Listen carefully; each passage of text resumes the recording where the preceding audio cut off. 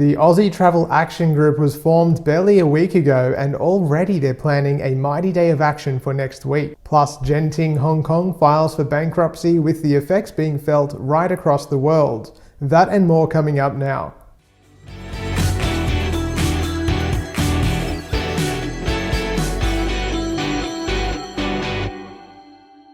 I'm Adrian, the Cruise and Travel Guy. As always, thank you for subscribing to my channel. If you haven't done so yet, please hit that subscribe button. This week, Genting Hong Kong filed for bankruptcy.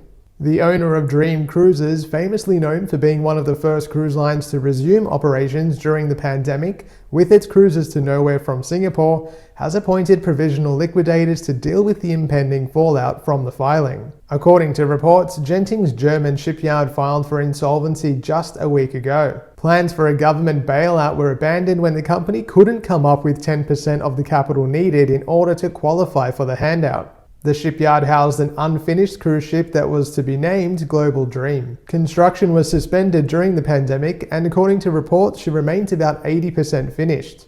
Her launch was originally scheduled for 2021, and at over 200,000 tons, she was going to be one of the largest ships afloat when she did eventually make her way to the sea. A statement from Genting read, "Certain business activities, including but not limited to the operations of cruise lines by Dream Cruises, shall continue in order to preserve and protect the core assets and maintain the value of the company. However, it is anticipated that the majority of the existing operations will cease to operate." The impact is being felt right across the world, with luxury line Crystal Cruises, a Genting Hong Kong subsidiary, announcing that its ocean-going operations would be suspended effective immediately. Its 3 ocean-going ships will finish up their current cruises and then pause any further voyages until at least April 29th. Instead of recommencing sailing in March, Crystal's river-based fleet will also remain non-operational through to the end of May. Guests affected by the cancellations have been promised a refund, and I sincerely hope that's forthcoming.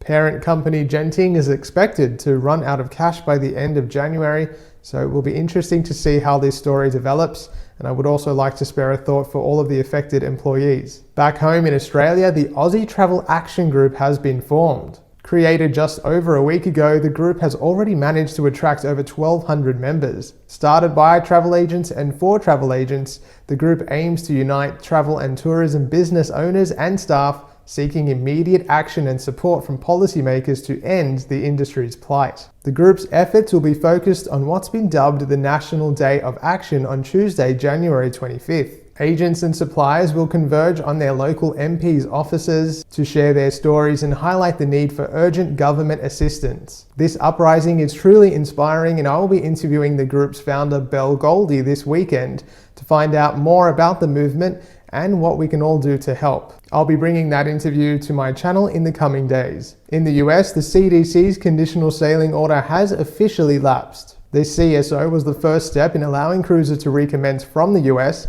and allowed millions to return to the sea in 2021. In place of the mandatory CSO, the CDC will be initiating a voluntary program that cruise lines can opt into. It will give the CDC the ability to continue to monitor case numbers and health protocols on board. For cruise lines that choose not to opt into the voluntary program, it's expected that health measures will remain much the same on board, but cruise lines won't be compelled to report case numbers to the CDC. In late December 2021, Royal Caribbean announced that since they recommenced sailing in June 2020, they carried around 1.1 million guests. In that time, just 1,745 people tested positive for COVID-19, which is a positivity rate of under 0.2%. Despite all of this, Australia continues to persist with what can only be dubbed an outdated approach to living with the virus, the concept that we were all sold for the better part of 2 years. Well, that's about it for this week's Cruise News Update. Thank you very much for watching, and if you haven't done so already, please subscribe to the channel,